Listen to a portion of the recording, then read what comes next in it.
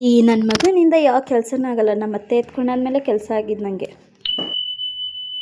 Hi hello insta ಫ್ಯಾಮಿಲಿಗೆ good morning and welcome back to my mini blog. ಬೆಳಗ್ಗೆ ಎದ್ದ ತಕ್ಷಣ ಫಸ್ಟು ಕಾಫಿ ಟೀ ರೆಡಿ ಮಾಡಿರಬೇಕು. ಯಾಕಂದರೆ ಬೆಳಗ್ಗೆನೇ ಗದ್ದೆ ಕಡೆ ಹೋಗೋದ್ರಿಂದ ಸ್ವಲ್ಪ ಕೊಯ್ಲು ಭತ್ತ ಬಡಿಯೋದು ಎಲ್ಲ ಇರೋದ್ರಿಂದ ಬೆಳಗ್ಗೆನೇ ಫಸ್ಟು ಅವ್ರಿಗೆಲ್ಲ ಕಾಫಿ ಟೀ ಮಾಡಿಕೊಟ್ಟು ಆಮೇಲೆ ನಂಗೆ ಮಿಕ್ಕಿದ ಕೆಲಸ. ಆಮೇಲೆ ಹಿಸಿಟ್ಟು ಇತ್ತು ರುಬ್ಬಕ್ಕೆ ನೈಟು ನೆನೆ ಹಾಕಿದ್ದೆ, ಅದನ್ನು ರುಬ್ಬಕ್ಕೆ ರೆಡಿ ಮಾಡ್ತಿದ್ದೆ. ಆಮೇಲೆ ನನ್ನ ಮಗ ಎದ್ದಿದ್ದ ಕಾರಣ ಬೆಳಗ್ಗೆಯಿಂದ ಯಾವ ಕೆಲಸನೂ ಆಯ್ತಾ ಇರಲಿಲ್ಲ. ಇವತ್ತು ಬೇರೆ ವಾರ ಬೇರೆ ಇದ್ದಿದ್ದರಿಂದ ಆಮೇಲೆ ನಮ್ಮ ಅತ್ತೆ ಕೈಲಿ ಕೊಟ್ಬಿಟ್ಟು ಸುಮಾರು ಹೊತ್ತು ಅವನ ಜೊತೆ ಆಟ ಆಡಿಕೊಂಡು ನಮ್ಮ ಅತ್ತೆ ಕೂತಿದ್ರು, ಹೊರಗಡೆನೇ ಇಡಿಸ್ಕೊಂಡಿದ್ರು. ಯಾಕಂದರೆ ಮನೆ ಕೆಲಸ ಮತ್ತೆ ರೆಡಿ ಮಾಡ್ಕೊಂಡು ಬಂದಿರ್ತೀನಿ ಒಂದು ಕಡೆಯಿಂದ ಮತ್ತೆ ಗಲೀಜು ಮಾಡ್ತಾಯಿರ್ತಾನೆ. ಆಮೇಲೆ ನಮ್ಮ ಮನೆಯವರು ಹೊಲ್ದ ಹತ್ರ ಹೋಗಿ ಜಡ್ಜಿಂಗ್ ಮಾಡಿಬಿಟ್ಟು ಬಂದರು.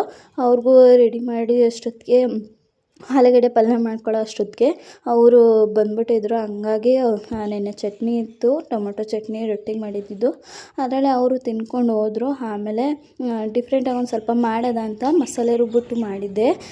ಬೇಯಿಸಿದಂತೆ ಆಲೂಗಡ್ಡೆನ ಕಟ್ ಮಾಡಿ ಹಾಗೆ ಮಸಾಲೆ ಜೊತೆ ಬೇಯೋಂಗೆ ಮಾಡಿದ್ದೆ. ಸೂಪರಾಗಿತ್ತು. ನಮ್ಮತ್ತೆ ಹೊರಗಡೆ ಕಸ ಅದು ಇದು ಅಂದ್ಕೊಂಡು ಅವ್ನಿಗೆ ಒಟ್ಟಿಗೆ ಇಟ್ಕೊಂಡು ಆಟ ಆಡಿಸ್ಕೊಂಡು ಹೆಂಗೋ ಹೊರಗಡೆ ಇದ್ದರು. ಅವನು ಎಲ್ಲ ಮಾಡೋಷ್ಟೊತ್ತಿಗೆ ನಾನು ಆಲೂಗಡ್ಡೆ ಪಲ್ಯ ಮಾಡಿ ಮನೆ ಗುಡಿಸಿ ಸಾರಿಸ್ಕೊಂಡು ಒಟ್ಟಿಗೆ ಬಂದೆ.